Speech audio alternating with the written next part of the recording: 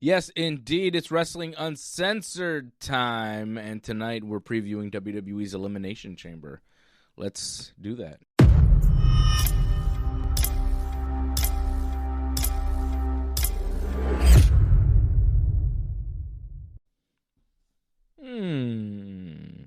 Hello. Hello. La la la. Johnny North. Hello. Enjoying Elimination Chamber SmackDown here, Dave?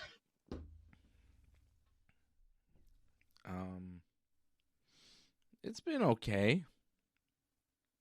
It hasn't been, like, that bad. Well, it's not raw as talk. Like, there has been some action. I mean, the match we're watching right now, you could argue that it should be on the PLE. It's a big enough match. Mm-hmm. It's Rhea Ripley. Big star. Yeah, it's Rhea Ripley. Yeah, huge star. Superstar. Should possibly win the Elimination Chamber, I think. Yeah.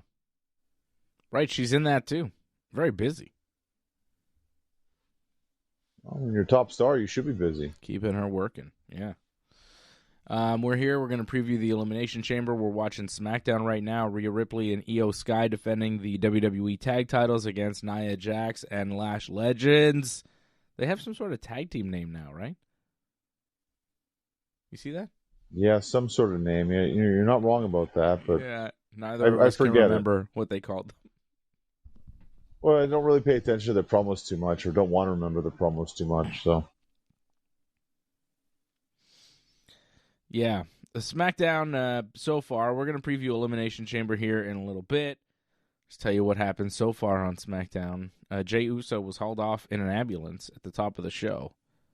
He's been attacked. There was pandemonium backstage. All the wrestlers are there. They're going bananas. They're yelling. They're screaming. They're upset. Nick Aldis is there. He's the GM. He's trying to restore order. And then Drew McIntyre comes out in the arena, in the crowd. And he seems to be kind of mocking Jey Uso. And I thought he was taking responsibility for the attack.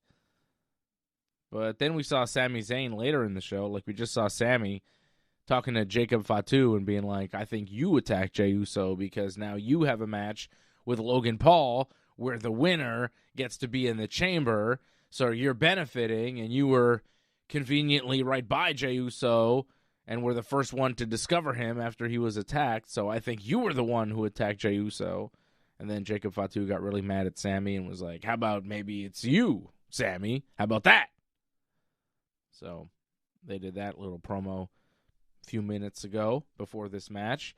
So I thought Drew took responsibility, but apparently it's like a whodunit situation now. Who took out Jey Uso, who sent him into the ambulance and took him out of the Elimination Chamber. So Drew was out there talking, and then Cody Rhodes came out and he wanted to fight Drew, and Drew was like, nah. And Cody's like, fine, I'm going to win the Elimination Chamber and I'll fight you at WrestleMania. And then Randy Orton comes out, and he's like, hey, I'm also in the chamber, and I think I will win the chamber.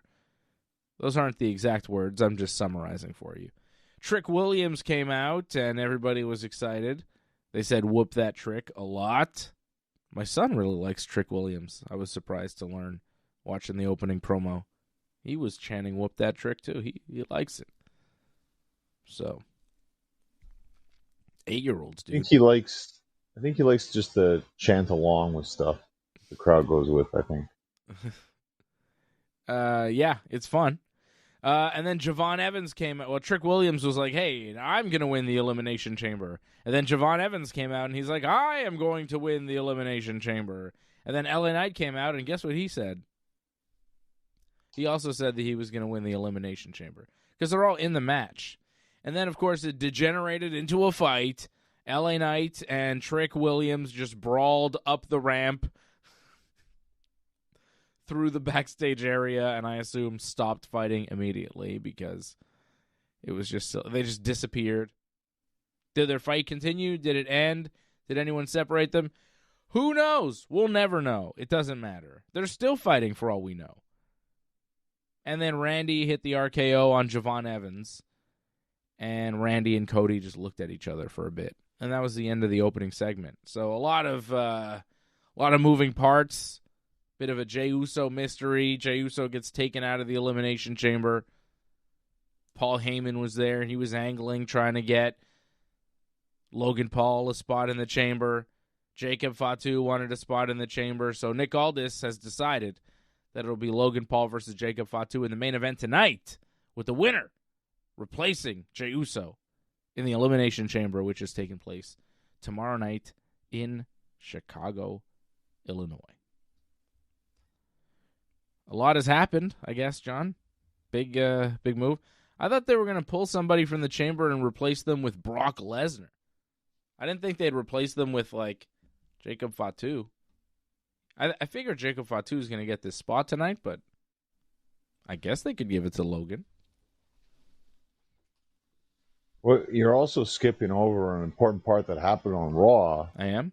Which was that Jey qualified, but maybe he wasn't supposed to qualify on Raw. Oh, right.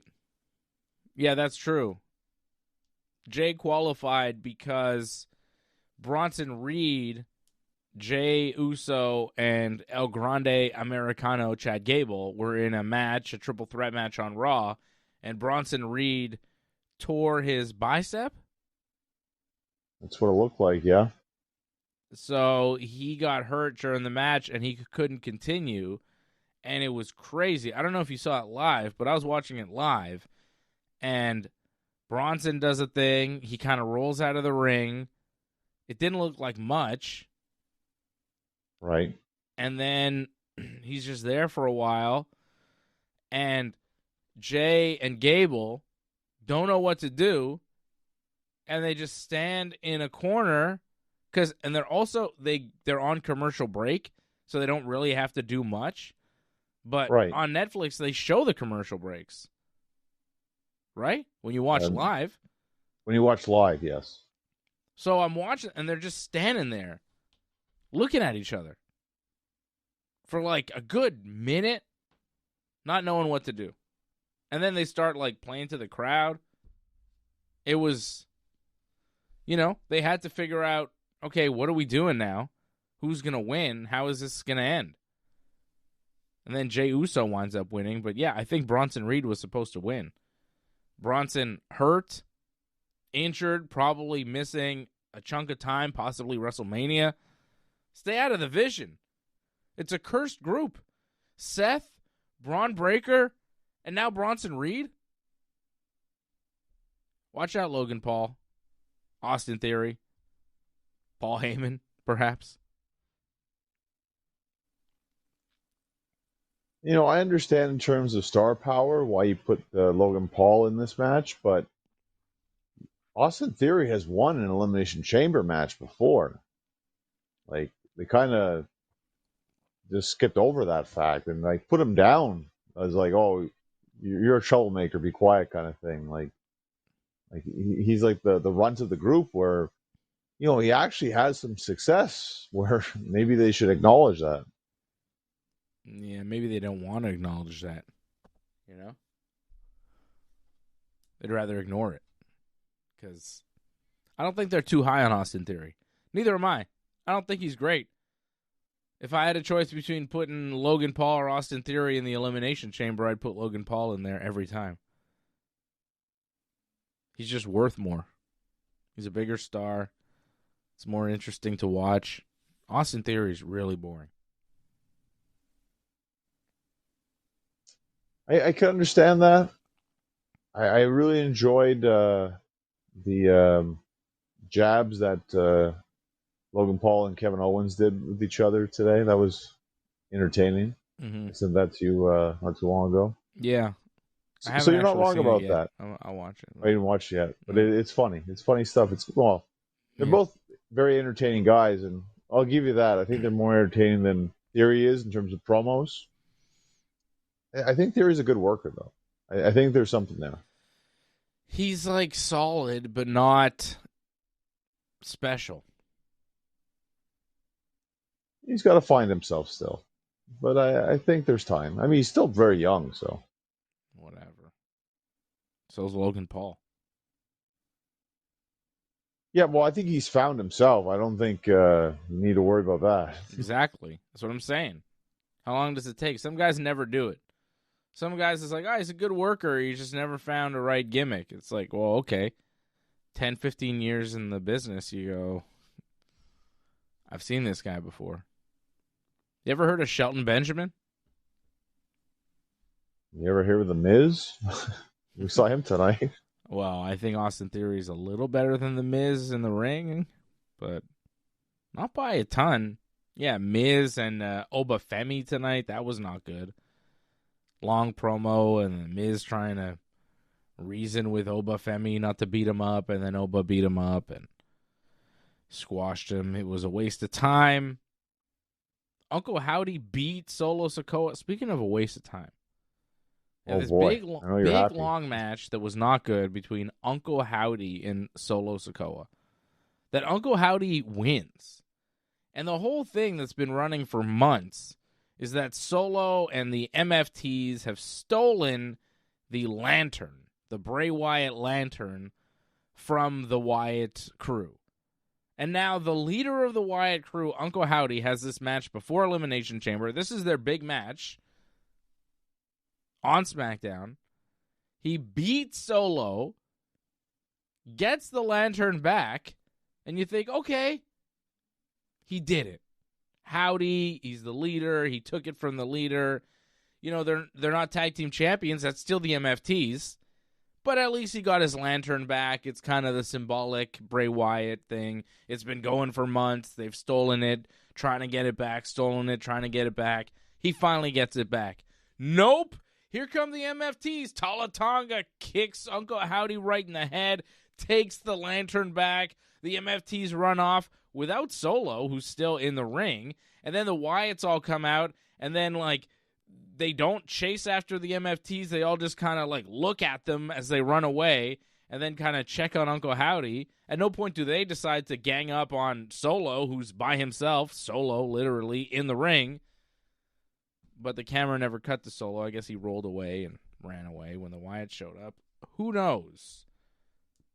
But that was a big waste of time because there was no resolution. We're still with the MFTs holding the lantern.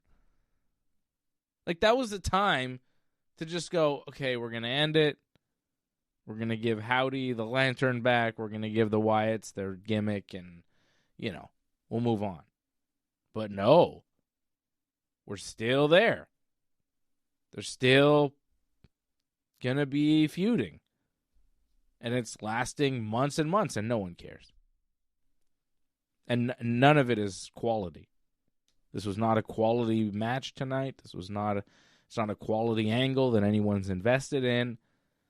And they've just been dragging it on for months on TV. Waste of time. Waste of time. Well, I felt like we talked about potential matches for WrestleMania, and I had a couple of match suggestions, and I felt that, I don't know if maybe I mentioned it or not, MFT's Wyatt 6, I feel like they're going to have a big multi-person match at WrestleMania, and I wouldn't be surprised if it's like a Firefly Funhouse kind of deal kind of thing. Uh-huh. Possibly. Probably. They're not. So, like, this is the thing. If you're not good enough to make Elimination Chamber, you shouldn't be good enough to make WrestleMania. In the old days, that's how it was.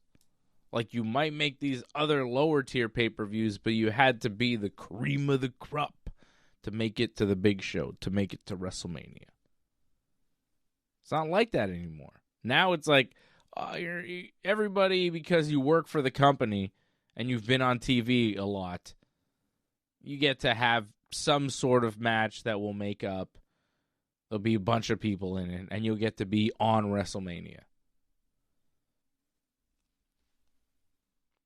I don't like that. You know? well, if you remember that kind of match, remember like when they did Cena and Bray Wyatt at WrestleMania. So, Yeah. I mean, basically, it's just a cinematic match. The hell was that DDT? That was ugly as hell. Bowling shoe I ugly, pal. missed Oh. it. Io tried DDT Nia. Nia did not take that too well. If there's a title change here, I think that greatly impacts Elimination Chamber. Yeah. If they lose the belts, Rhea's winning the Chamber.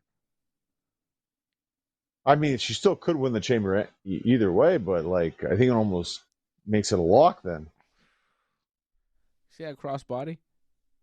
I thought it looked pretty good. Like I know you seem like scared, but I'm like that was awesome. fine. It's just she's amazing the way she flies around. She's an incredible talent. I love Io. I guess we should put a disclaimer on this episode. There will be some bashing of women's wrestling later in this episode because there was some bad women's wrestling. Oh, come on. Like we'll talk about it later, but there's some bad women's wrestling this week. We've seen quite a bit of women's wrestling tonight on SmackDown. We saw Kairi Sane wrestle Tiffany Stratton. That was all right. Yeah, I thought it was pretty good. Tiffany hit this, Kairi hit this crazy like DDT on the apron on Tiffy. Like Tiffy picked her up for a suplex brainbuster type thing, and then they just crumpled the other side, and the DDT was filthy. Looked like they died. Looked like they both broke their necks. I felt they should have sold that more because that looked very vicious, and they got up way too quick, I thought. They didn't even give us a replay of it. Not once. Yeah, because I think it looked too good. Because, like, again, they didn't sell it that well. They get up right away, so I don't think they expected it to turn out that way. It looked devastating. And then Kairi at one point is on the top rope, and Tiffany just pushes her off, and she just flies, lands back first onto Alba Fire. It was pretty vicious. It was like quite a fall. Oh, they just won. Well. Oh, Lash Legends has pinned Rhea Ripley. Lash Legends. She is the new tag team champions with Nia Jax. They just won. Lash Legend and Nia Jax. Hey, they got a tag team name tonight. We should have seen this coming. Whoa, she hit her finishing move on Rhea. What a maneuver. 1, 2, 3, Lash Legends. Pins Rhea Ripley in the middle of the ring. What a win. Nia Jax has been tag team champion now with, 3 different people? 4? Alexa Bliss, right? Shayna. Somebody else. Did she win it with Tamina? I'm not sure. I don't remember if they won or not. That was one of your favorites there. Well, now Lash Legends. Huh? Your favorite, Charlotte? Is she an ice cream or something, Charlotte? Yeah, it looks like she's got a lot of ice cream. Is this a commercial? You see R-Truth before? He was doing a commercial with trying to teach the other wrestlers how to watch WWE on ESPN, try to watch the Elimination Chamber. That's got to be real complicated. Good thing we're in Canada and we could just watch it on Netflix. Way easier. But in the States, like, they have to do promos now on the show to explain to you how to watch the WWE on ESPN. That's not good. And now Julia's here, who's not in the Elimination Chamber, but she's there. I guess we're gonna have a tag match here now out of nowhere, player. Maybe. They're not in the ring right now. They're backstage. A lot of backstage stuff tonight. And Charlotte and Julia and Kiana James. Oh, here comes Jade.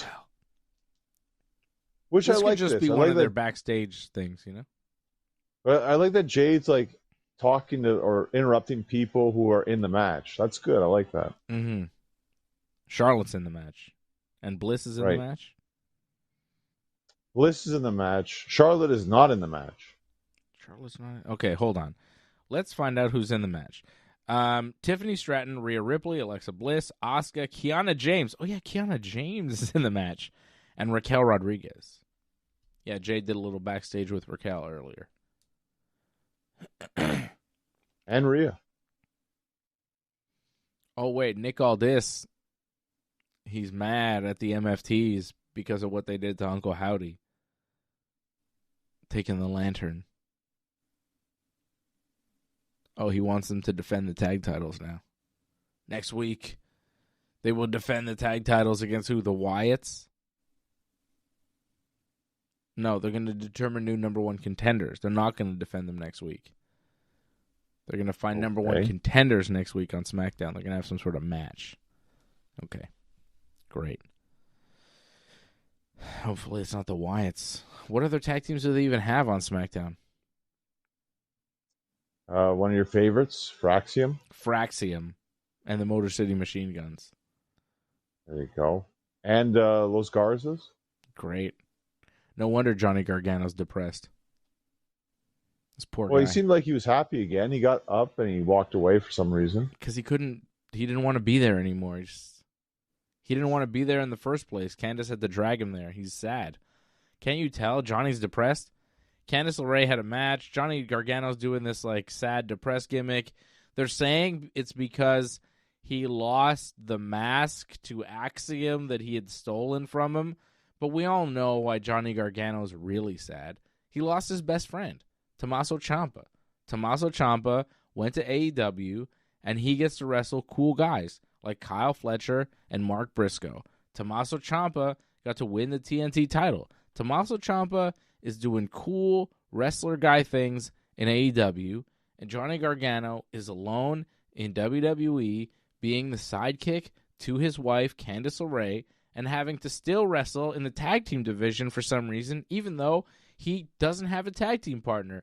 And he is still doing promos with the tag teams backstage, like Fraxium and the Motor City Machine Guns. And these are the guys that he has to wrestle. Johnny Gargano has to wrestle Axiom and Nathan Frazier, while his best friend Tommaso Ciampa has left him and gets to wrestle cool guys like Kyle Fletcher and Mark Briscoe. That's why Johnny Gargano's depressed. Seems plainly obvious to me. I actually feel bad for Johnny Gargano. I'd be depressed too if I had to be in WWE doing this bad gimmick, just wrestling these bad guys while my best friend is now gone. We were a cool tag team. We were having fun, winning belts, doing good things. Now he's gone. He's had it. He's wrestling Mark Briscoe, winning championships. So cool, you know? Poor Gargano. I bet you he wishes he was in AEW. I think that's the underlying, to me, the gimmick is Johnny Gargano's sad and he wishes he was in AEW. I know that that's not what we're supposed to understand, but like the mask thing is kind of, I don't know. The thing that's on the forefront of my mind is, hey, where's Tommaso Ciampa? Wasn't he always with Johnny Gargano? And then you realize, oh yeah, he's doing cool things in AEW. Gargano must want to go there. That must be why he's sad. I thought it was kind of funny. I think it's kind of a funny gimmick that they're doing because seems like he's just wanting to leave the company and go to AEW. I think Bayley's doing that gimmick too. For the record, Ciampa had a one and done title defense pretty much, so wasn't exactly the greatest thing. He's gonna wrestle Kyle Fletcher for the belt again. He's still in the mix and still doing better things than Johnny Gargano. What would you rather do? Wrestle Kyle Fletcher and Mark Briscoe on TV for the TNT title, or wrestle Axiom on SmackDown? I mean, he had a great week, Ciampa, but now he's been relegated to Collision, and they haven't made that official yet. That's going to be him and Fletcher at the pay-per-view. It would be great if they pull that off. I think maybe a three-way, but even wrestling Kyle Fletcher on Collision to me is better than wrestling Nathan Frazier on SmackDown. Is it not? Yeah, I don't think he's wrestling Fletcher again right away, but again, like, we'll wait and see what happens with that. Like, I think he'll wrestle Fletcher eventually, but again, I don't know so much yet. You can't just say it's great for Ciampa. It's obviously better than what Gargano's doing, because Gargano's doing, like, just lying there week in, week out. That's not great. No, it is not. Wow, see, pyro for heels. See? They don't care. Because everyone gets a moment. Doesn't matter if you're good or bad. Yeah, we're supposed to not like them, right? Are we supposed to not like them? Are we supposed to not like Lash Legends? Because I like her. Like, Nia, I get we're not supposed to like, but Lash doesn't really do heel things. She just hangs out with Nia Jax. Is she a heel? I mean, she's with Nia Jax, so that makes her a heel. She doesn't cheat to win. She doesn't cut heel promos. But she snaps her fingers in front of you. So, very heelish. All right. Well, she is the new tag team champion. So Tiffany Stratton, Rhea Ripley, Alexa Bliss, Asuka, Kiana James, Raquel Rodriguez, they are in the Women's Elimination Chamber match. Men's Chamber, Randy Orton, LA Knight, Cody Rhodes, Javon Evans, Trick Williams, Jacob Fatu, or Logan Paul. We'll find out in the next 20 minutes. Becky Lynch will wrestle AJ Lee, defending her Women's Intercontinental Championship. Big time Bex. And CM Punk defending the World Heavyweight Championship against Finn Bálor.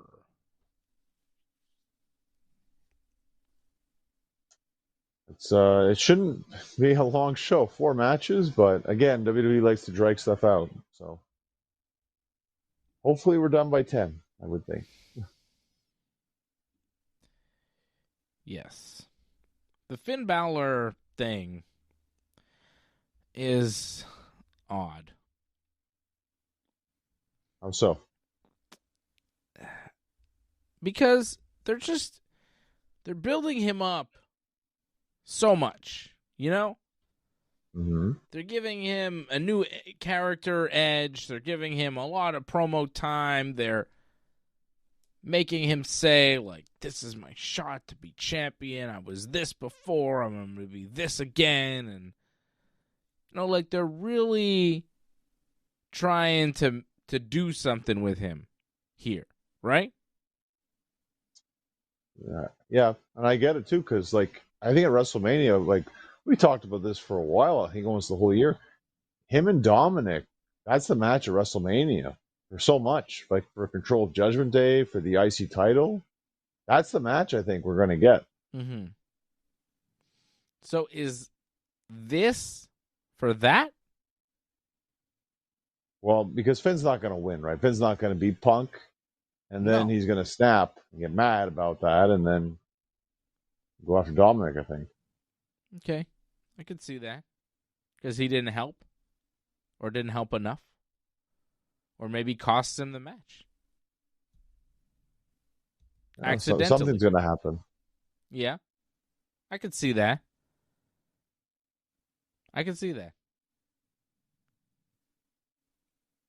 They're going to be there, JD and Dom, right? Ringside. They're always around or something. No, it's not ringside. They're always, lurking. Yeah. It just feels like they're building Finn up for something, and I guess a match with Dom is something, but how does that really go? Like, if it is for Control of Judgment Day, if he beats Dom, does Dom have to leave Judgment Day? Because if he does, like, he takes a good chunk of it with him. Because Liv and Raquel and probably Roxanne all go with Dom. Right? They're going with Dom. So Judgment Day would just be Finn and JD? They just get to keep the name? Yeah. I could see that happen. Or they get new members in their own little stables that they have. Separate things. I'm not sure. It just feels like they're building Finn up for failure. Because he's not going to be involved in the world title thing. He's not going to be champion. And if this is all for just Intercontinental Championship, like, who cares? The belt means nothing. Dominic Mysterio has held it for months, has not defended it, and no one cares. So even if all of this is for Finn to be Intercontinental Champion, like, so? You know, like, all these promos are about him becoming world champion, being a main eventer, all this stuff, and they're not going to give that to him. That's why I think it's weird, because a lot of it is kind of centered around this untapped potential that we know has been there, that we've seen glimpses of, that wasn't really followed through. And then there's this kind of underlying thing where it's like, I'm a Triple H guy. Triple H always believed in me. Vince didn't really, but now Triple H is in charge, and here comes a big push. You know? There's a bit of that. But I don't think it's really going to happen. Like, Finn's like, I was held down for years, but now it's my time. And, you know, it's like, well, why is it your time now? Who is holding you down? I don't know, pal. It's a lot of beef, and I just don't see it. Remember that promo where Vince was, like, looking at John Cena and some other guys? He was like, it's a lot of beef. And then looking at Finn Bálor, I don't see it, pal. He kept talking about beef. Kept talking about wrestlers, like grown men, as beef. Look at Brock Lesnar. It's a lot of beef, pal. Well, wasn't there like a spotlight or the lights go off against him one time against Roman? That's why he lost. Yeah, God. Yeah, God came back and stopped him. That's it. You know, they've always played against Finn. Like when he first came up from NXT, it seemed like he was going to get pushed right up to the main event scene. He won the world title or the Universal title, right? Then he got hurt immediately, and he never kind of climbed back to that top spot. I read somewhere apparently he got like stem cells for that, because that was a really bad injury that he got. Yeah. Seth Rollins ruined his career. It almost ended his career with that. Apparently it was that bad. Yeah. Seth Rollins is an unsafe worker. Just ask Bret Hart. He'll tell you. Well, he gets hurt just as much as he hurts other people, so it evens out. Yeah, well, not safe. That's not a safe record. So Finn, you know, being built up for this match with Punk, but nobody really expects him to beat Punk, especially in Chicago. Punk should win. And I think you're probably right. Like, JD Dom is probably going to cost him the match somehow. I think it'll be a very good match, though, and I expect the crowd will be electric throughout the whole match, because Punk is the hometown hero, and they want to see him beat Bálor, and they're going to get that easily, I think. Does it open the show? Where do they put this? I mean, I don't know about you. It just seems like it's always, we start Survivor Series, we start the Rumble, the women start the show. So it's going to be the same formula here. Mm-hmm. I think the women's Elimination Chamber starts the show. And then Punk Bálor, second match? You know, it should be the semi-main event, but because Punk probably wants his wife to go on later, yeah, I think Punk might be second. Yeah. Then Becky, AJ, and then the men's chamber to close the show. Right. Yeah. Okay, so we've got Punk over Bálor. We've got Becky and AJ. I think Becky wins. I think she kind of has to, because I don't know about you. I got baby faces winning all the other matches, so it's like, well, Becky's the only heel, and like, I'm sorry, not every hometown hero can win.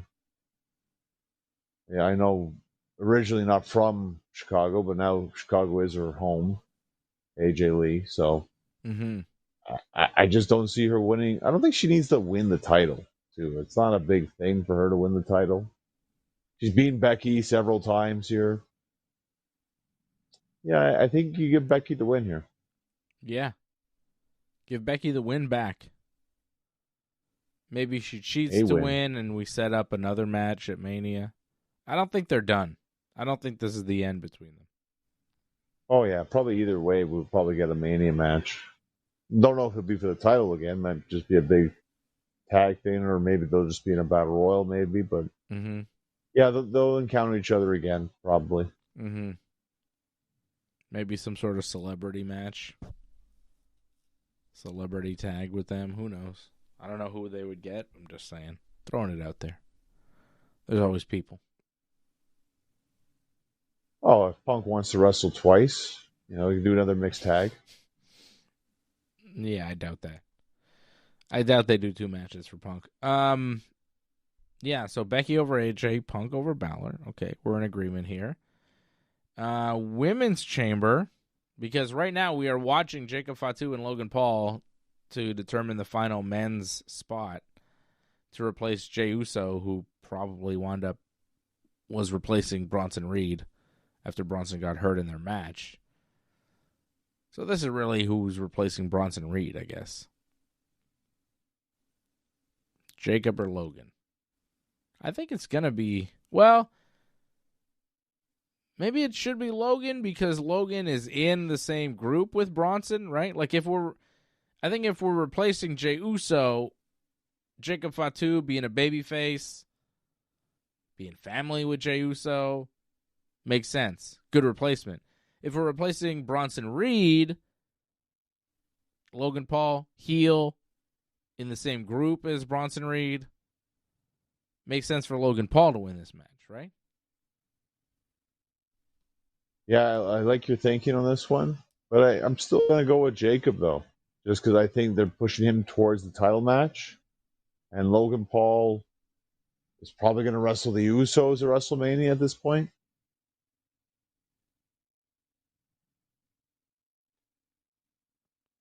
And we could set up something with Cody and Jacob, or maybe Cody and Jacob settle whatever it is in the chamber. Cody just beats Jacob at the end of the chamber to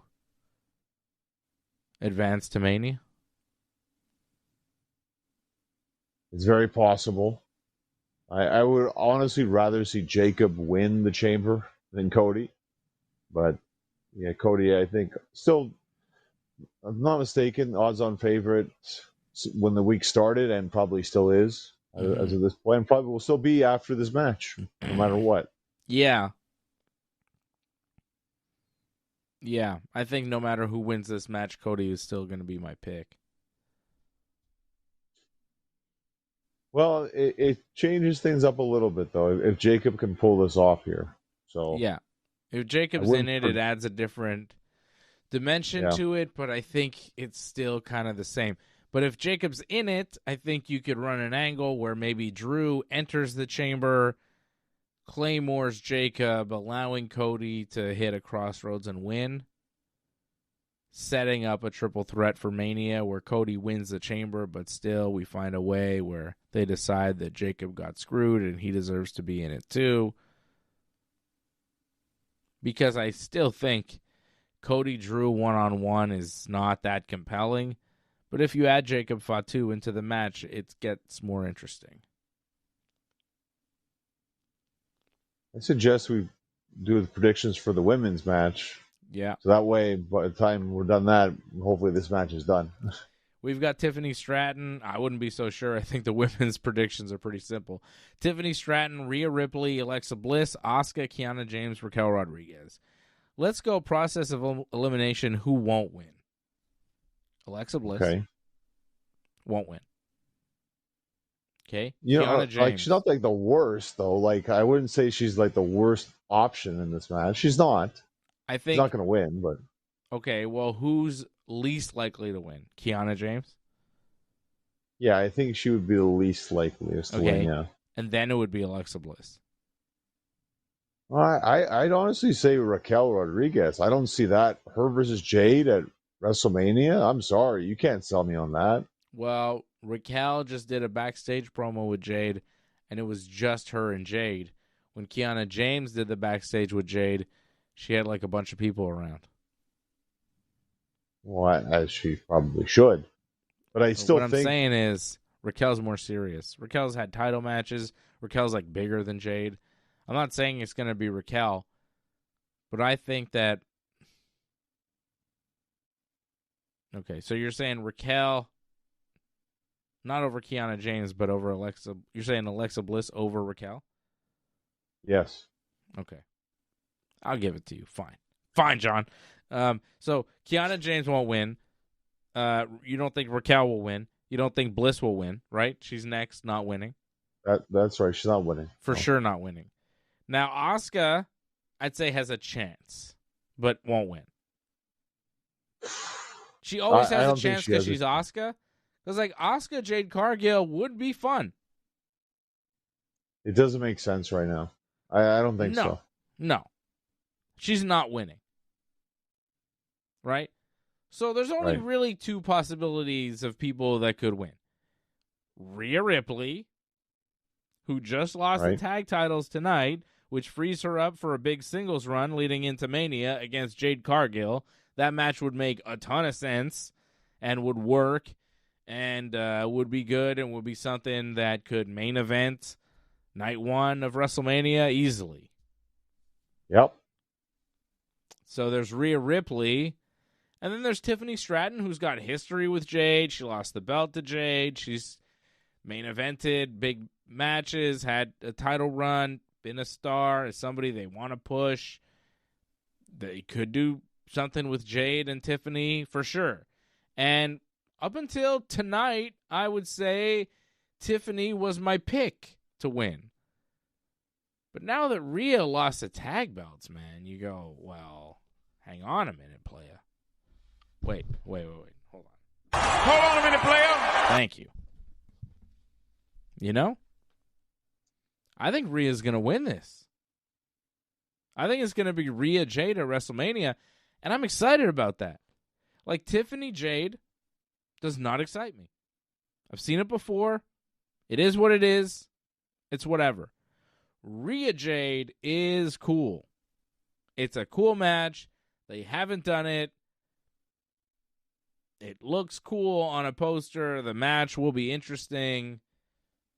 I like it. I'm excited. I thought Rhea was going to hold the belts with Io and do a multi-tag. I thought they were going to really push the tag division with Rhea Ripley at WrestleMania, but they're not doing it. They're doing something else with the tag division. That's cool. Rhea's a single star. We all know it. So is Io, by the way. So Rhea, Jade, one-on-one is a great WrestleMania match.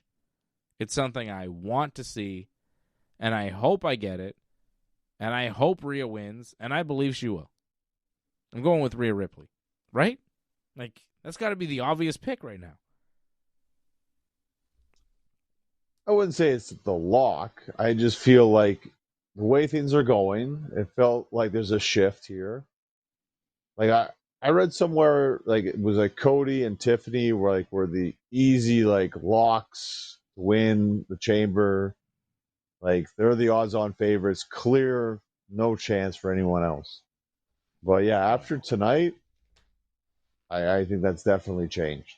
And I think it's kind of too bad for Tiffany in a sense where she was the runner-up in the Rumble. And usually that's a good sign where it's like, well, if you're the runner-up in the Rumble, you're probably still going to be in the title match at Mania just on the other side of it. So the fact that she's going to be she's the runner-up at the Rumble, and she's probably going to be the runner-up in the Chamber and not really have a big match at Mania, then that's very disappointing.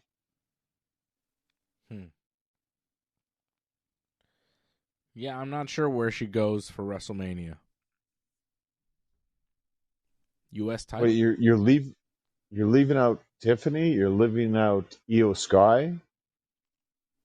Like there's some big stars there in the women's division that aren't going to be having matches. It looks like Logan just punch Jacob with the brass knuckles.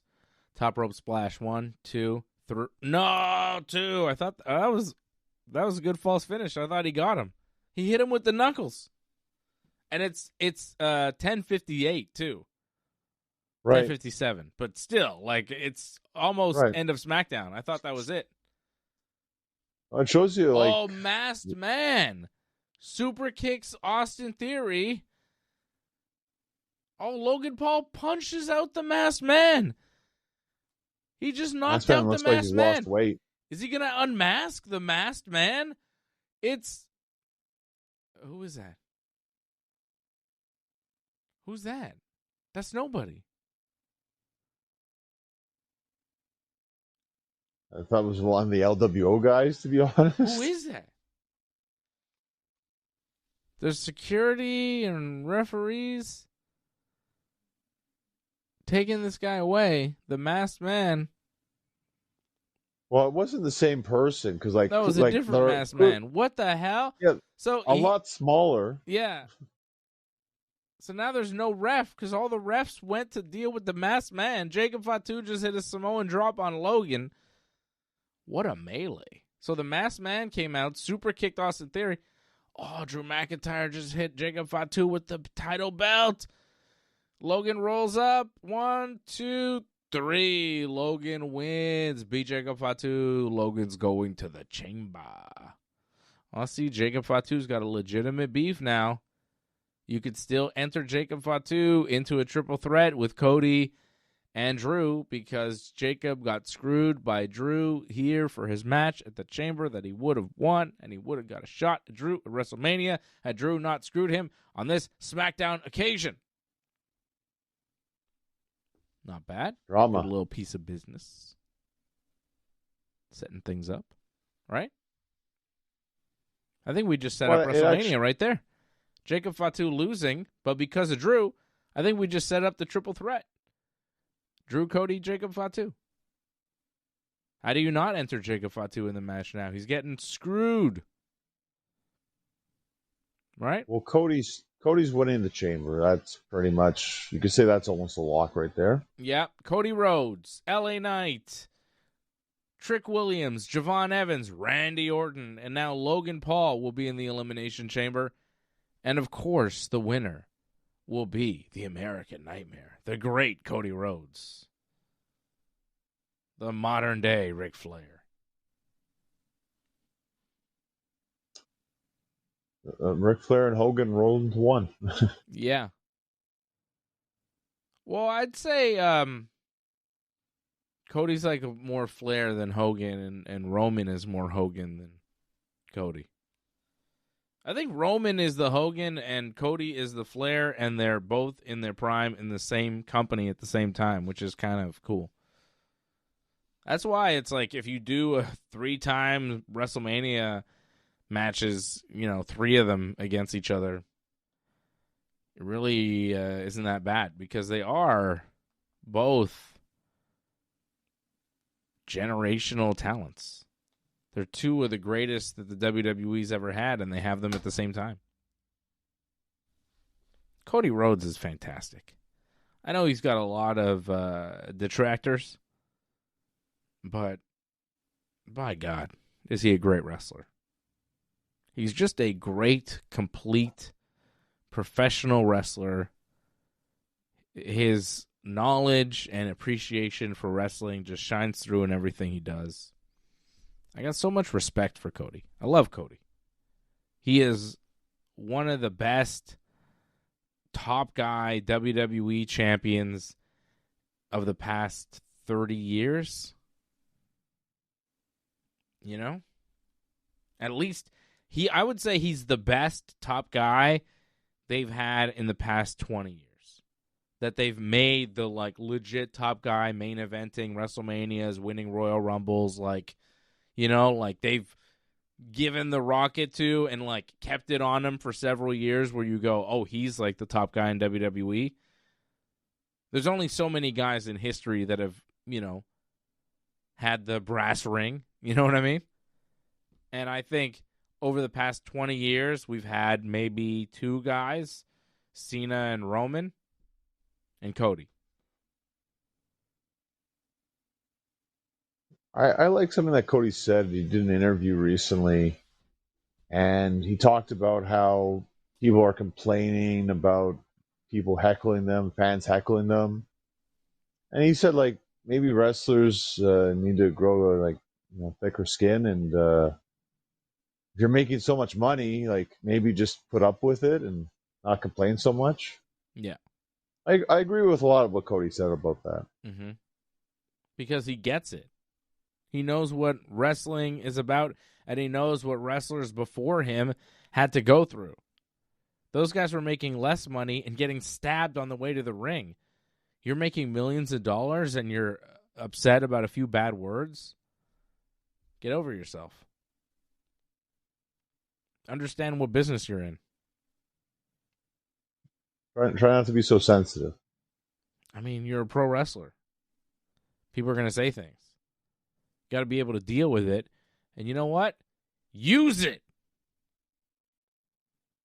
If they're saying things and you hear them say it, use it.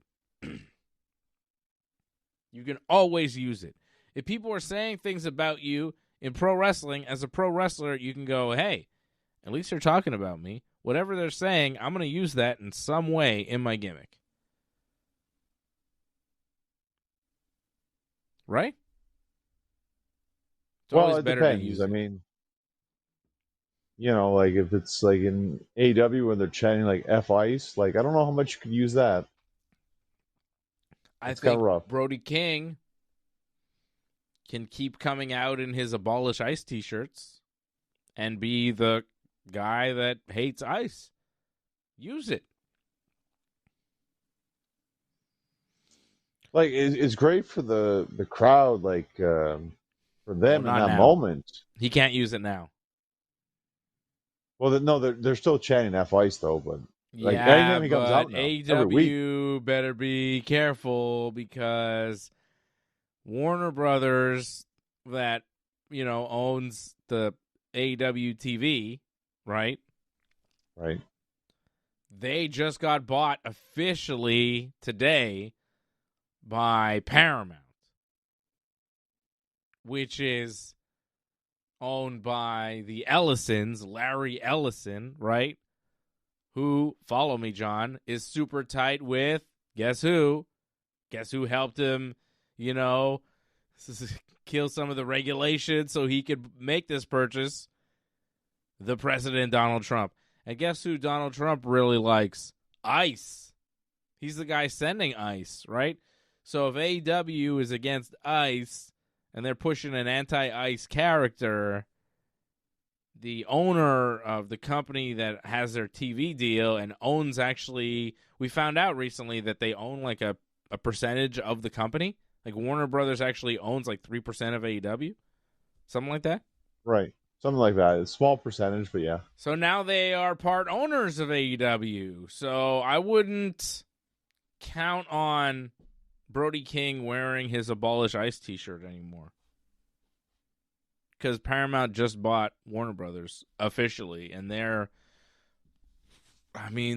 pretty well aligned with the Trump administration. They put somebody in charge of CBS News, whose name I will not mention, who is also very in line with what the Trump administration is doing. Like, they're very, they're very active. They're politically active, those people.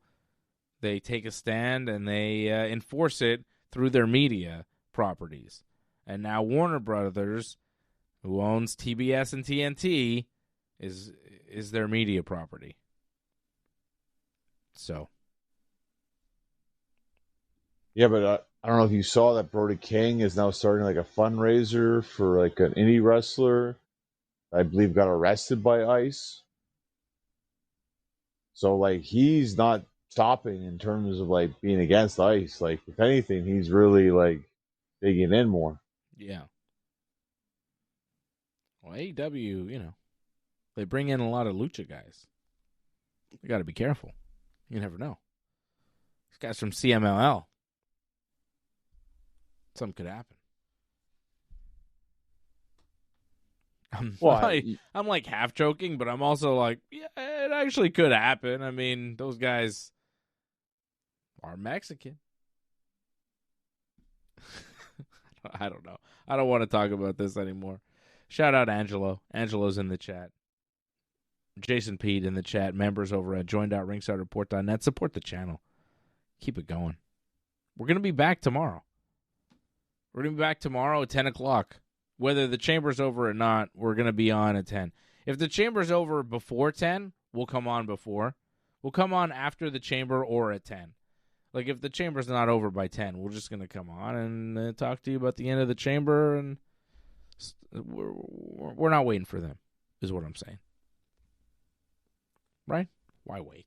The kids will be in bed by then, so chamber talk tomorrow. No distractions. Yeah. We'll be good to go. So that's our chamber preview, John. I think we've previewed the Elimination Chamber. We got Cody Rhodes winning. We got Jacob Fatu getting screwed by Drew McIntyre tonight, setting up a reason for him being in a triple threat at the WrestleMania. I think we're good here. Yeah. We got Rhea Ripley, Jade Cargill. We got Cody, Jacob, and Drew. We got Roman Punk. What else we got? Some other stuff? Some sort of weird Wyatt family match you were talking about, which sucks. I think we're going to do El Grande versus El Grande in a mask versus mask. Very lucha. Very cool. And other things they'll do. I don't know. There's talk of Logan Paul versus Bad Bunny. That would be interesting. I really think it's going to, because there's not enough members now, it has to be, I think, Logan Paul and Austin Theory against the Usos. Why? Well, the Vision has been feuding with the Usos for the last couple of weeks, right? Like, they've always, interrupted the entrances, and then the whole thing with Jey Uso and Bronson Reed, and now with the attack. I think, and all this also, thought maybe that the Vision was behind the attack, so right. They're also added to the whodunits. Maybe they were. Maybe they were. Logan Paul did benefit in the end. He did. They were the first to ask for Jey Uso's spot. Why were they even on SmackDown? Why were they there? And I told you this off air. Austin Theory posted something about Jey Uso at the gym, and he's interesting on the photo. So maybe it was them, because if you think about it, they're on Raw. They had no business on SmackDown tonight. Yet all of a sudden, Jey Uso gets hurt, and Logan Paul's in the main event. All of a sudden, they have business on SmackDown. But why would they be there? Well, I'm sure Heyman would come up with a nice story, but It's a very good point. Also, what the hell was that masked man thing? Did they just reveal the masked man as some unknown jabroni, or was that a fake masked man that they've apprehended? What the hell just happened? Was that the resolution of it, where it's it was just nobody? Don't worry about it. Because it was supposed to be Seth to set up a match with Braun Breaker at WrestleMania, but because Braun is hurt and won't be at WrestleMania, they're going to delay Seth's return till after Mania, and they've scrapped the whole angle, so they had no resolution to the masked man, so they just did that tonight. Because that would be very WWE. And I think we're both going no, that can't be it. This was just a decoy masked man. Surely the real masked man will be revealed at some point, and it will be somebody significant that we recognize, and it will lead to something substantial. But they did reveal a masked man tonight, John. Commentary went, who is that guy? He was taken away. And that may have been it. Honestly. Knowing the WWE as I know them, when they are backed into a corner with an angle where they must come up with a solution and things go awry, they sometimes will come up with basically no resolution and play it off like that was the plan all along. I can see Triple H now They'll never see it coming. It'll just be nobody. We don't need it to be anybody. This was the plan all along. Aren't we brilliant? We tricked them all. It's like, yeah, you did, because we thought you were going somewhere. I'm never going anywhere. I failed upwards my whole career. Well, you're not wrong in the sense that there are these turn lefts out of nowhere with the whole like Cody and John Cena. He's a babyface out of nowhere kind of thing that happens. So yeah, it's not unbelievable that it happens. But do you not believe that this was it? I'm gonna bet you right now that was it. The Masked Man reveal that we saw tonight was the resolution of that story. It's over. They don't have anything. It was going to be Seth. It was going to be him and Braun Breaker. It's because the guy, like, basically ruined Braun Breaker's Royal Rumble, right? And we're supposed to believe that it was this guy? I think we are. Who was it? Just some crazy fan. Just a guy. Who is he? Oh, his name is like Mario. I don't know, Mario something. Mario Smith. And he's just like a guy. He hates the Vision, you know? He doesn't like what they did to Seth. He's a big Seth Rollins fan. Maybe he's like a Seth Rollins student. But he's nobody. And he'll never be anybody, or not for many years. Who knows? Maybe he's a talented young prospect. But I don't think it's going to lead to anything in the near future.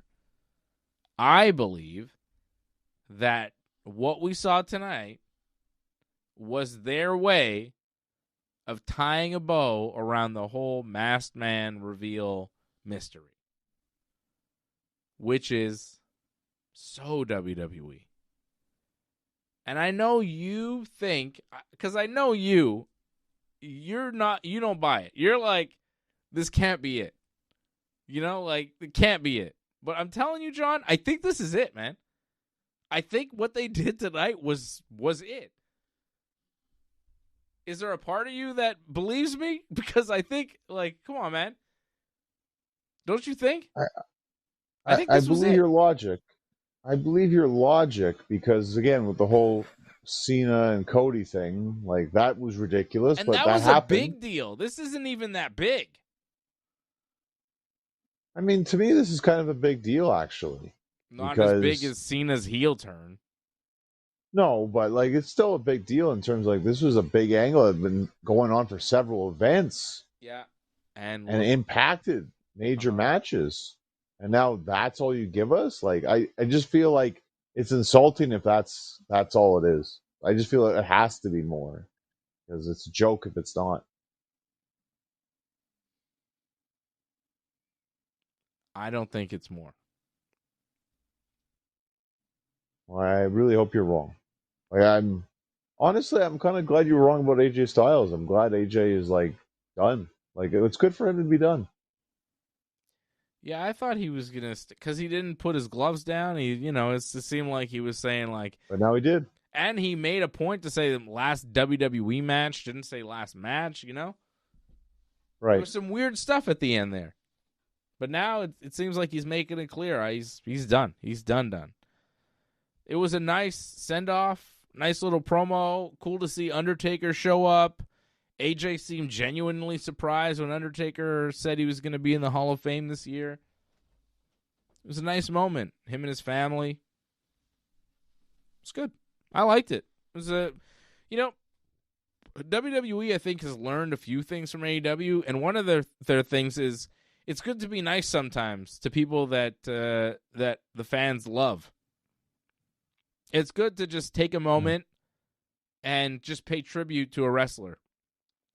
Because we love these people. We've watched them for years, and we want to see them have a nice send-off. We don't want to see them kicked in the ass on the way out.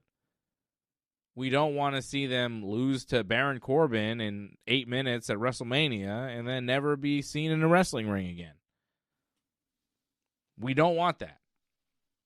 We want like a good solid match with Gunther, and then a couple weeks later, a nice send-off in your home state in front of your family and your peers. That was nice. That's what they should do when guys decide to really retire. Give them a proper farewell. And they don't do it very often. And I think they learned from AEW that, like, oh yeah, wrestling fans like this. We don't have to be the heel company. Like, the WWE doesn't have to be hated by the audience for never treating, our favorite wrestlers nicely. It gains favor with wrestling fans when you treat guys like AJ Styles with respect. So it was good. Well done. Yeah, I enjoyed it. There was only one part that I was kind of upset about. Was when Taker said, like, you and me have some unfinished business. Because the crowd was like, oh, man, we got something here. Like, we're going to have a match again or something. But no, it's just the Hall of Fame thing. But besides that, just because I could tell by the crowd reaction, they were expecting it was going to be more than just that. Yeah. Taker seemed like he was about to challenge AJ Styles to one more match at WrestleMania, which would have been cool. I kind of felt that way too. The way he said it, I'm like, oh man. Yeah. But no. But also, I thought about it for a second. I was like, unfinished business. Like, I know that it was your last WrestleMania match there against AJ, but you did beat him. Yeah, but it wasn't a real match, though. That's what I was kind of thinking, the unfinished business. Like, we never settled it in the ring. I thought he was going to say that next. I was like, oh, man. It was in the boneyard. Yeah, but no match. No match. Just a Hall of Fame for AJ, which is fine. He's retired. Brock Lesnar wants a match for WrestleMania. And Paul Heyman comes out with Brock Lesnar. I guess he's back to being his manager. Yep. And Heyman tells us that, WrestleMania, it has 2 main events. It was the title match and wrestling The Undertaker. That was a main event in itself. And now Brock Lesnar, he beat The Undertaker, so now he's the new attraction main event. Just really laying it out for you. Like, Undertaker, he was kind of like a prize for a lot of wrestlers, and you didn't wrestle for the belt, but you got to wrestle Taker. It was still a big deal, pal. And now Brock's here, and he's a big star, so you get to wrestle him at Mania. It's a big deal. Except Omos got to do it, and, Dean Ambrose when he was, a lot of people got to do it. But, whatever. Apparently it's a big deal to wrestle Brock at Mania. Apparently it's as big as wrestling The Undertaker, except that it's just not. Because Undertaker had a win streak, Undertaker had aura, Undertaker had universal respect from the whole wrestling business, at the time at least. I think Brock has aura. Yeah. The respect is not, I don't know. The aura is not the same as Undertaker's, though.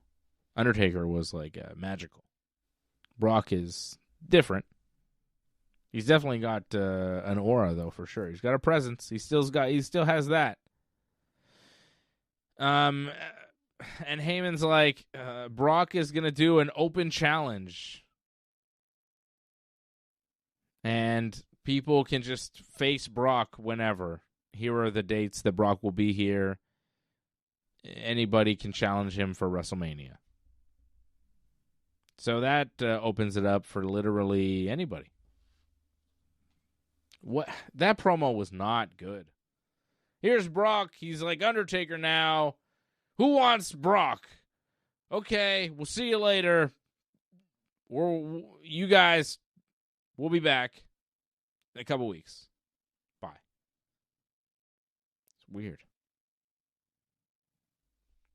Well, the fans were chanting Oba, and that would be the best match, I think, for Brock and Mania, but I don't think that's the way they want to go with it.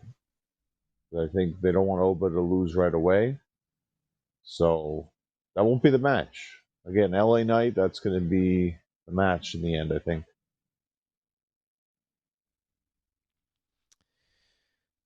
Oba? No, that's what the fans were chanting. Yeah. I heard them chanting Oba, but they're not going to get that. LA Knight, you think? Yep. Yeah. That's the rumor. Oba would have been fun, but yeah. CM Punk came out, cut a promo this week, and I just feel bad for him because he had this promo weeks ago with Roman Reigns, and now he's trying to build up a match with Roman Reigns while at the same time building up a match with Finn Bálor, but it's one-sided. Punk is talking to himself. He says things about Roman. Roman's not around. He doesn't respond. So Punk's just there. He's like, I'm making the towns. I'm here. I'm going to wrestle at Mania. I'm going to beat Finn, this and that. And it's just like, man, there's nothing for him to work with. It really sucks when you're building a main event for WrestleMania on your own. When it's one guy doing all the work, it's not great. It's not great. We've been down this road before. Yeah. It feels like when Booker T was wrestling Triple H at like SummerSlam, talking about Kings. Booker T was like doing great promos and was there every week, and Triple H just wasn't. And then he showed up at SummerSlam and just beat Booker T again. It's not quite the same. The Rock and Cena as well. Yeah. Cena had to do a lot of that. Dwayne wasn't there every week. Roman is not there a lot. With Rock and Cena, it was like The Rock would be there one week, Cena wouldn't be there, and then vice versa. And maybe sometimes you get them the same time. Like it wasn't but that's great. Not what this is. This is just Punk. At least if they're back and forth, it's like, yo, if Roman was on one week and Punk was on the next, they could respond to each other. Punk is literally like he's got nothing else to say. Roman's not saying anything. He's not on TV. He's not around. Remember that was the via satellite days? I mean, Roman's not even giving us that. He's not giving us Instagram promos. Nothing. Nothing. There's no updates from Roman. There's nothing. There's just Punk in the ring talking to himself. And it's not good TV. And it's not doing a great job of building the match. And this is exactly what I kind of feared when they cut that great promo to start the feud. When Roman, after winning the Rumble, chose CM Punk, they cut this great face-to-face promo. I felt like, wow, this is great. I don't think they could do anything more. And Roman will probably be gone for a while, and they won't do anything more. And yeah, it felt like, how are they going to top this? Are they going to even do anything after this? Or was this it? I felt like that promo was really the whole build to the match. It got you excited, but now you're just waiting. Punk just doing all the work. Yeah, it would help if they wrestle like in other matches, so then they could work off each other a little bit. But it's not really happening, so it's going to be tough. I'm sure we'll get another promo battle between the two, but that might be about it, I think. Yeah. I think we'll get at least another promo, hopefully two. But, yeah. Tough to build a match all by yourself. All right, WWE, they got a lot going on. They're in WrestleMania season. They've got Elimination Chamber going down tomorrow. AEW has Revolution in 2 weeks. Before we switch gears, though, we got to talk about the Maxine Dupree thing that happened on Raw, because that was pretty bad. We got to talk about that. What happened? Natty and Maxine were having a match that lasted about, a minute? And then Natty pushed Maxine into the ring post, and Maxine just acted like she was dead. You didn't see that part in Raw? Yeah, I guess I did, but I didn't. I don't know. It didn't. Like, so what? Just how bad it was. Like, pushes her off. She takes it with her shoulder, and then they act like her head was like, oh, she nailed the back of her head kind of thing, or nailed the right in the face. When clear as day, like, took it all shoulder, 110% shoulder. Right. They were And you're supposed to trying to be sell. selling that she got hit in the head, but she didn't come close to her head. But what's she supposed to do? Smash her head into the steel post? Well, an idea would be is like when you're coming there, protect yourself. Yeah. So then it looks like at least your head hits, but completely moving your head out of the way negates the fact that you're supposed to be selling your head, and you're just. By the way, this is like a minute in. By the way, they're doing this crazy like fighting each other, fighting around the ringside, and then like a minute in, oh, she's done, she's finished. Not a great fighter, I would say. This is what you stopped me from talking about AEW. I was about to change. I was done with WWE. Now you come to me here with Maxine Dupree, John? Who gives a shit about Maxine Dupree? No one cares, man. But I gotta be fair, because I said we had to give her a chance, and I gave her a chance. I'm like, this wasn't good. This was bad. Yeah, she sucks. I don't even want to talk about her. Her and Natty, like, who cares? I don't care with what they're doing. It's not interesting. I don't even want to talk about it. It makes no impact. Like, I don't even remember it because it's not important. Speaking of not important, John, AEW Dynamite happened this week, and they had a bunch of unimportant matches. Classic Dynamite. Typical AEW Dynamite. A bunch of matches that meant nothing. It didn't matter who won, who lost. You didn't know or care too much about a lot of the people going into it. And it's just a bunch of nothing. You had Jon Moxley versus El Clone to open the show. You knew Moxley was going to win. He was fighting a guy named El Clone. Moxley beat him. It took him 20 minutes. It's ridiculous. Ridiculous. And then we had Orange Cassidy versus Gabe Kidd. Now, we know Orange Cassidy. He's an established character in AEW. Gabe Kidd shows up every once in a while. He used to wrestle in New Japan. He's angry all the time. He seems like a mean guy. He's pretty good at wrestling. I think he's British, although I don't hear him talk enough to know. He doesn't really do a lot of promos, which is probably one of the problems with Gabe Kidd, because I don't know much about him. He's mean, but he wasn't mean enough to be in the Death Riders there with Moxley, because he hung out with them quite a bit, but they never recruited him. He's not cool enough to hang out with Moxley and his friends, even though they kind of had him as a partner for matches when they needed an extra man, but they don't actually want him around. So he's Gabe Kidd, and he beat Orange Cassidy this week on Dynamite, which,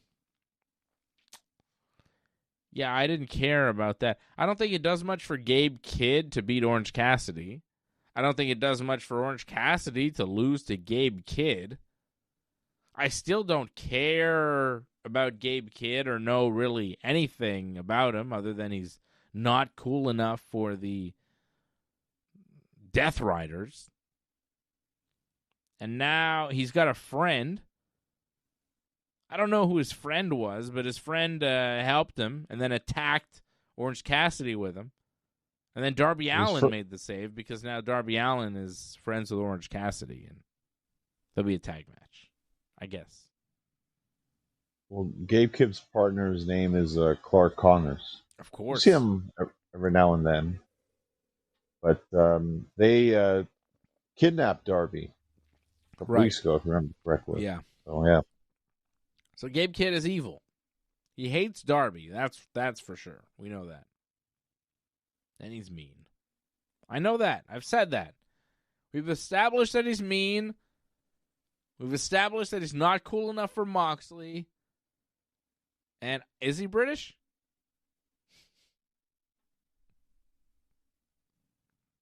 I think he is, but he mainly wrestles in Japan. I don't think he's Japanese. Gabe Kidd is British. Yes, okay. Oh, well. That's a start. And he is a kid. He's 28 years old. Looks older. Looks grizzled. Well, wrestling in Japan ages you fast, I think. Yeah. And then, John, we had Mansoor versus Kevin Knight in a match that took a while, meant nothing. No, it didn't. I mean, it took longer than I needed it to be. Okay, like 2 minutes? Too long. It was kind of short. But, it was like 7 or 8 minutes, John. Come on. Too much. Kevin Knight won, and I just didn't see the point to it. And then other matches happened. What? Whoa. Like, Kevin Knight cut that promo afterwards. Like, they're pushing him. Like, he's trying to go for the world title. I don't know if he's going to get the world title, but they're pushing him. He's probably going to wrestle MJF at some point, I think. Yeah. I don't believe in him. But they're pushing him. Like, I'm not saying he's going to be champion, but he's getting that, you're going to face a main eventer push. It's like a mini push. It's like a Bandito push. They get excited about somebody. It's not bad. Up. Yeah.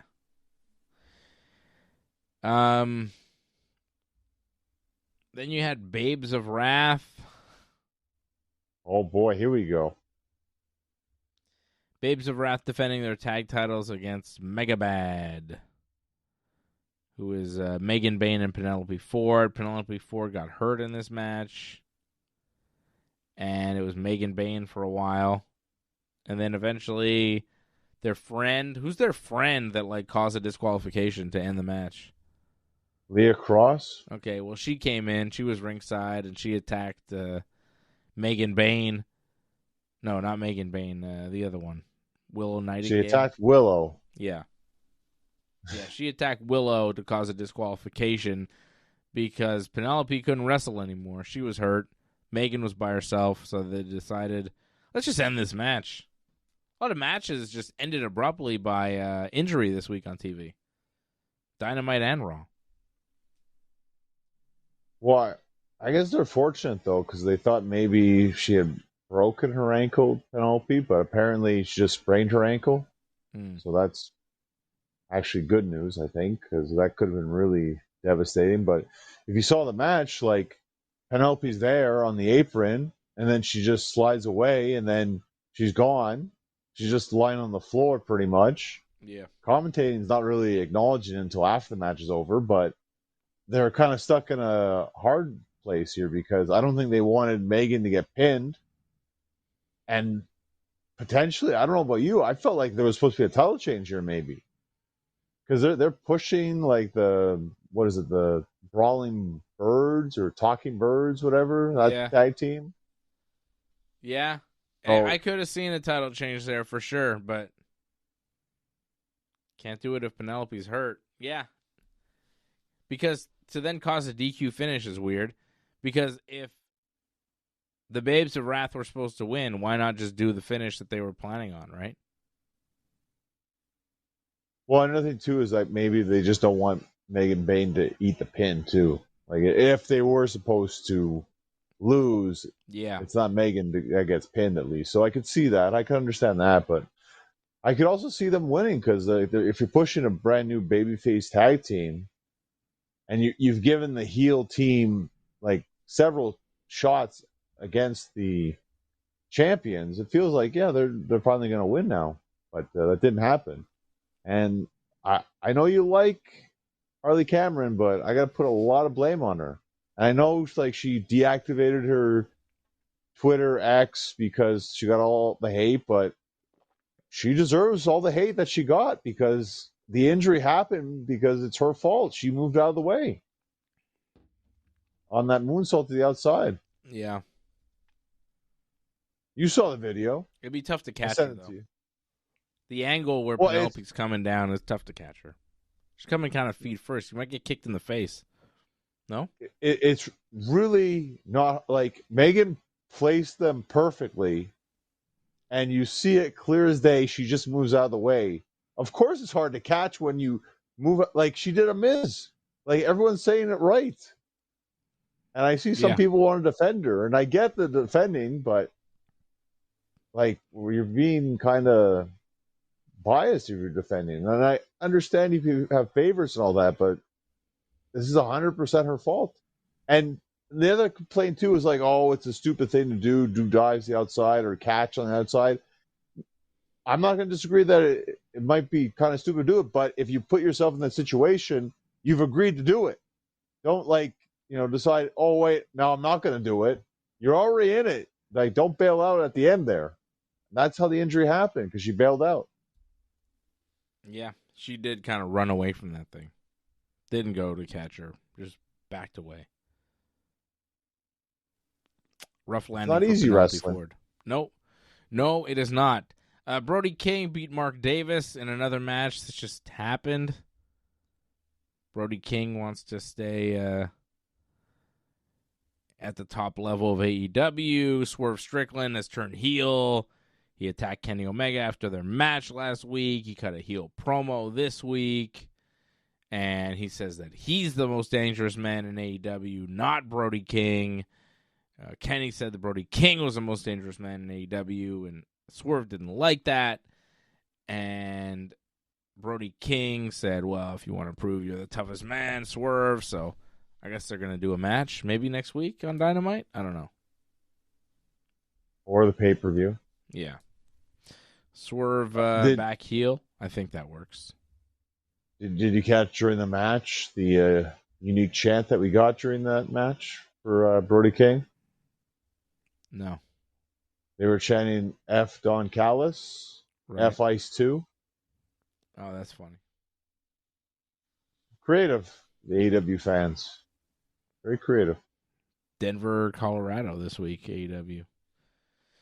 Apparently, sold out. Good Well, for them. The venue wasn't huge. Sold out for what, 3,000 people? I think that's good for them, man. They aren't always selling out 3,000. If they get over 1,000, it's good for them. So if they get 3,000, fantastic. I don't know. Denver's a pretty big city. If you can only sell 3,000 in Denver, it's not great. Well, baby steps here. Okay. If you Expect say so. too much. They had bigger arenas earlier in the run of AEW, but, whatever, John. Okay, how about this stuff that didn't make sense? Hangman Page and MJF are in the ring. They're doing a promo. And I thought last week we kind of set the stipulation. Hangman's like, it's Texas Death. If I win, I'm AEW champion. If I lose, I never challenge for the AEW title again. And then MJF was like, all right, cool, let me think about it. And it felt like this week they're just going to confirm that was the match. But then we do some other stuff that didn't really make sense and kind of came out of nowhere. There was a coin toss. MJF proposed a one-way disqualification match. He's like, this is my stipulation. It's one-way disqualification. I can do whatever I want, and you can't touch a weapon. You get disqualified. And then they flipped a coin, and MJF won the coin toss, and I guess he got his stipulation of one-way, no DQ match, where MJF can't get DQ'd, but Hangman can.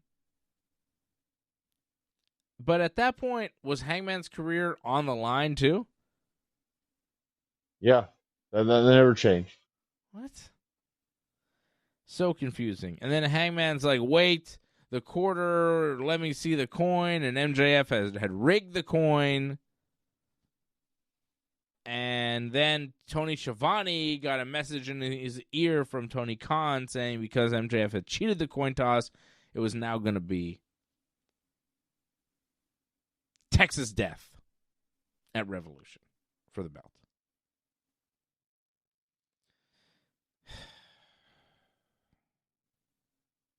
I don't know why we needed all that. it seemed like they were doing Texas Death with Hangman's career on the line, or title shot opportunities on the line already. Felt like we were already there. Then they added this extra stuff with a coin toss and an MJF stipulation. Like, since when did MJF get to pick a stipulation? It's what he wanted to add. He said, like, we'll do the match stipulation, but, I have an idea, and we have to do a coin toss. Coin toss. Yeah, I'm not saying it was great. No, man. This is why, like, AEW, they have something right, and then they just, it's like they put a hat on a hat. They just add too much. They throw these little twists in that are just like, what the hell was that? Why'd you do that? What was that? Just bizarre stuff that they do. I didn't like the promo. MJF and Hangman have had so many good promos, but because the premise of this one was so ridiculous, I just couldn't get into it.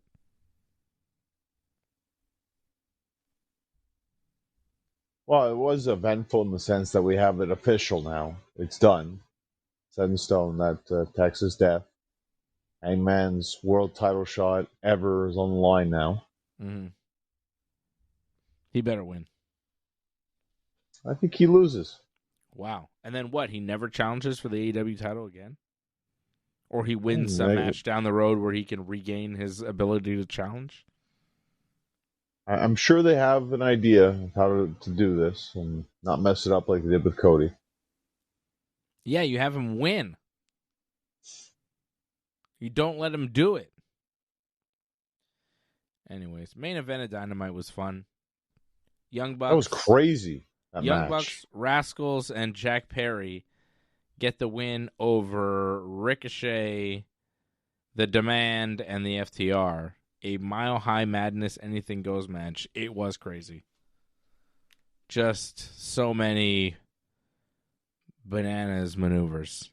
Crazy, crazy moves. Crazy spots.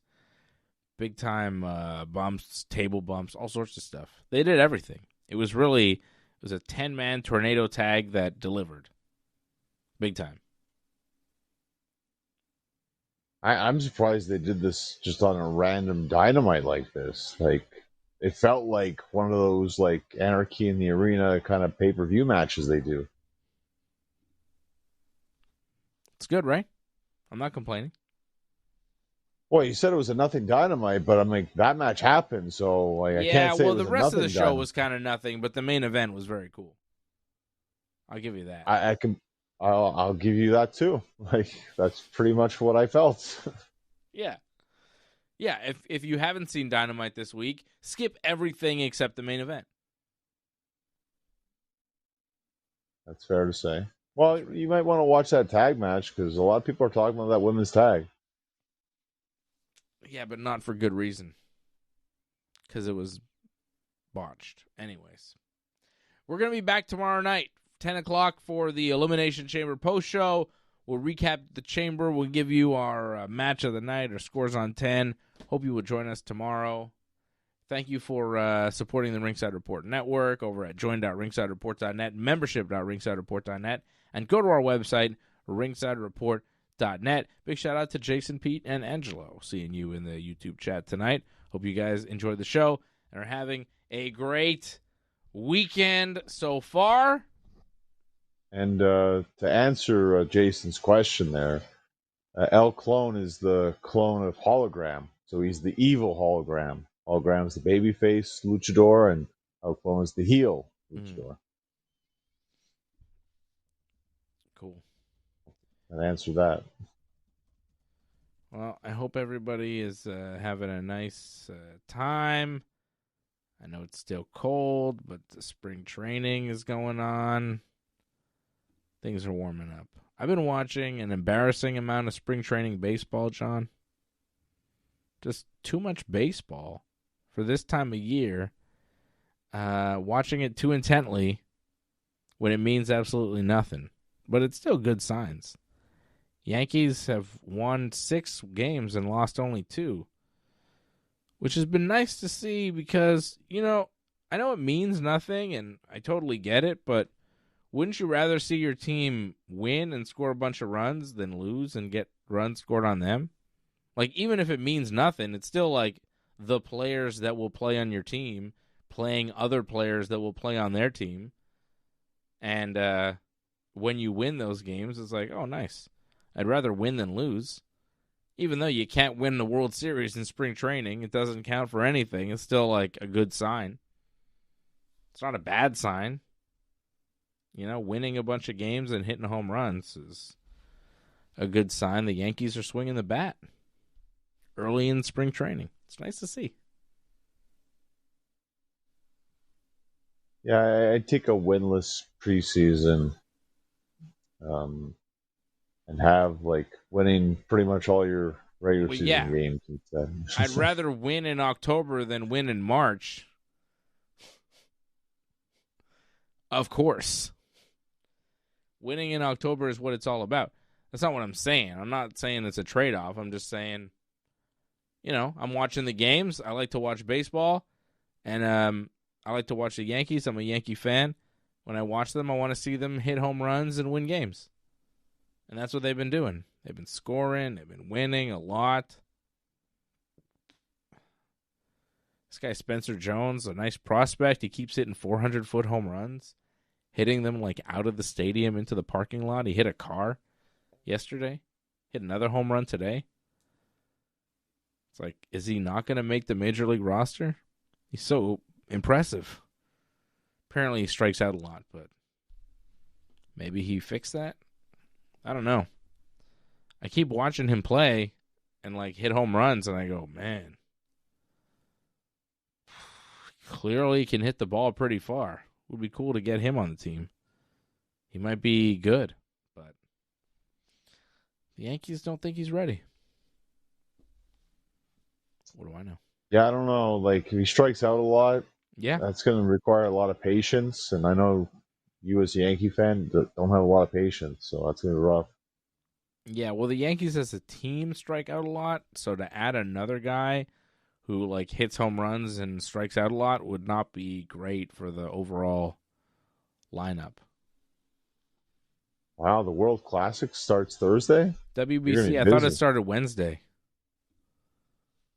You're going to be busy Thursday then. That's rough. What do you mean rough? You're going to be preoccupied looking at another screen while you're live on Ringside Report.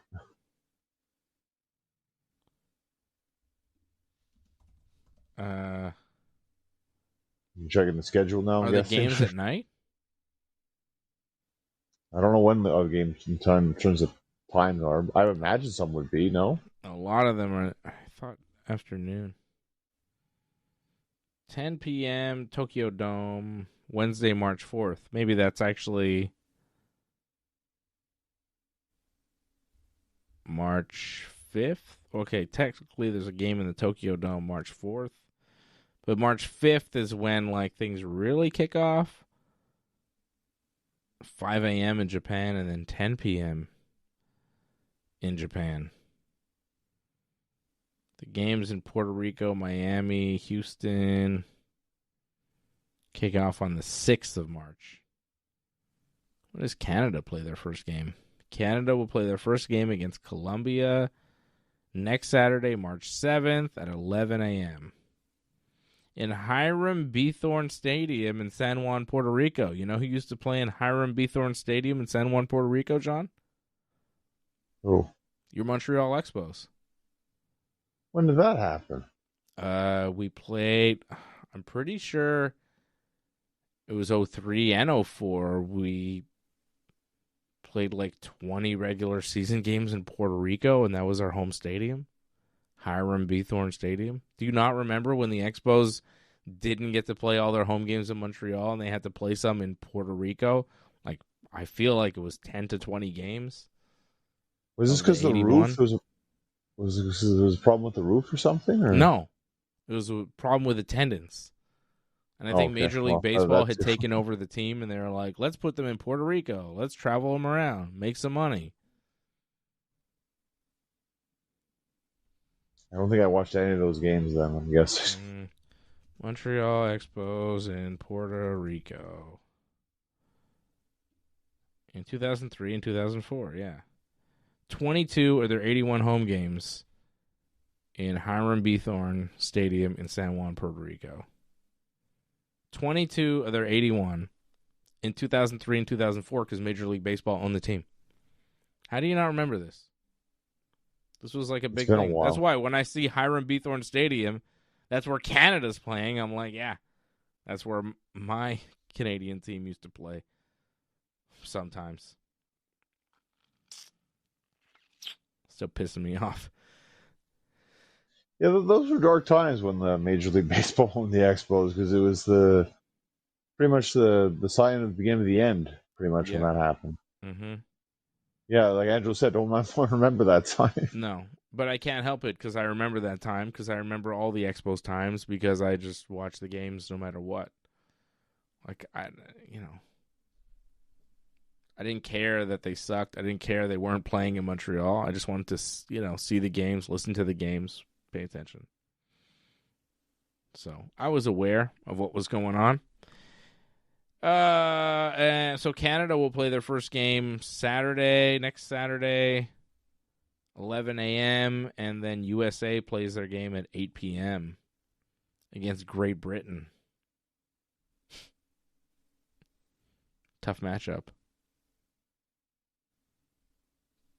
Well, USA's favorite, aren't they? To win?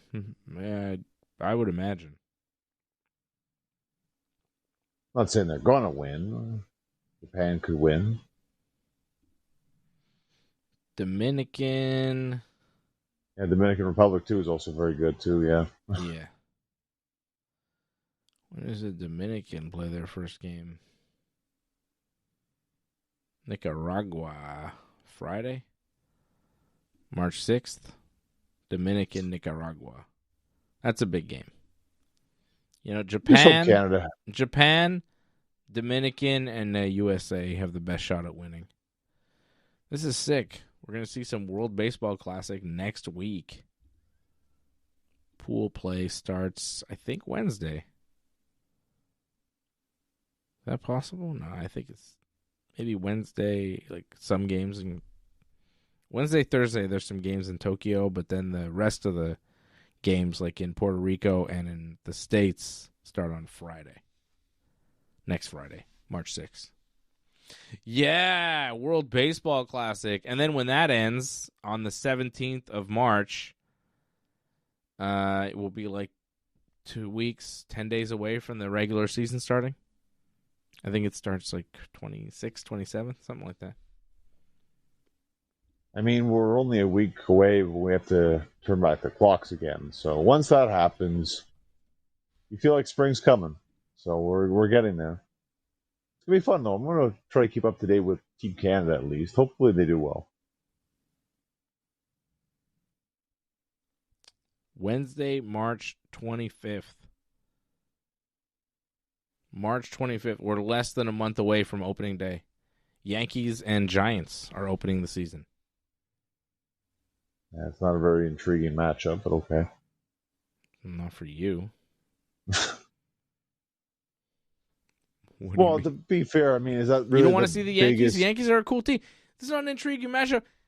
They have the best player in baseball, or the second best player, depending on how you feel about Shohei Ohtani. You know? I mean, if you don't want to see Aaron Judge play, I don't think you really like baseball.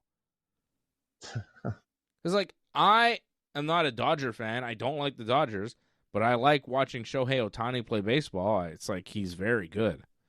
The things he does on the field are impressive. I like it. I really liked what Yamamoto did last year in the playoff run. It was amazing as a pitcher. I wish he played for the Yankees. Like, I don't know. I like baseball, you know? So, like, to me, if you like baseball, you gotta like Aaron Judge. He's so good at it. Just like if you like baseball, if you truly like baseball, you gotta like Shohei Ohtani because he's so good at it. I like Shohei Ohtani. He makes me mad because he's like, beating everybody and the Yankees and whoever else, but I like him. I think he's cool. Well, this is where we differ. Like, I can respect the fact that Greg Maddox was one of the best pitchers ever, but man, it upset me to see him like destroy the Expos all the time. Yeah, see, I think that, we are different because I was like a massive Expos fan, but I was also a pitcher. And like I had a Greg Maddox poster on my wall when I was a kid. Mm-hmm. And I remember it upset my dad because he was like, how could you do that? You know, the Braves, like, we hate the Braves. And I was like, I know, I don't like the Braves. It wasn't about the Braves. I was like, I like Greg Maddox because he's so good. He's so cool. I was just a big Greg Maddox fan. I literally had like a Greg Maddox poster on my wall. I was like, this is my hero. He was who I wanted to be. I tried to pitch like Greg Maddox because he was the best. He was the best at it. He won the Gold Glove every year. He could field. He was like a real baseball player. He could field. He could hit a little bit. Back then he had to hit in the National League. And he was like the best at pitching. And I didn't like the guys like Roger Clemens or Nolan Ryan even, or Randy Johnson, the guys that just threw really hard. Well, Randy was so good. Yeah, but they were so big. I was just like, it didn't impress me as much as what Greg Maddox could do. Because Greg Maddox, he pitched. You know, he outthought his opponents. He outstudied everybody else. Like, he wasn't physically gifted to just throw a ball super fast. He didn't have that. Right. What he had was like other gifts that he honed and crafted. Like he truly had like the craft of pitching, and that's what I loved. I thought he was so cool. I was such a big Greg Maddox fan. I still am. I love Greg Maddox. He's my second favorite pitcher of all time.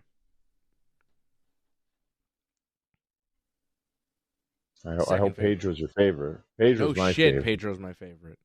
Good. No shit, man. Come on. Of course Pedro's my favorite. Pedro Martinez? The best. My favorite player ever, Pedro Martinez. Favorite pitcher, favorite player, favorite expo, favorite everything. There was nobody better than Pedro. Pedro's the man. My favorite. Yeah, he I like was Larry great. Walker quite a bit too, but I like Moises Alou a lot too, but Pedro was definitely the best. Yeah. Yeah, he was the best. Such a cool guy. Love Pedro Martinez. I remember when we got Pedro Martinez, I was mad.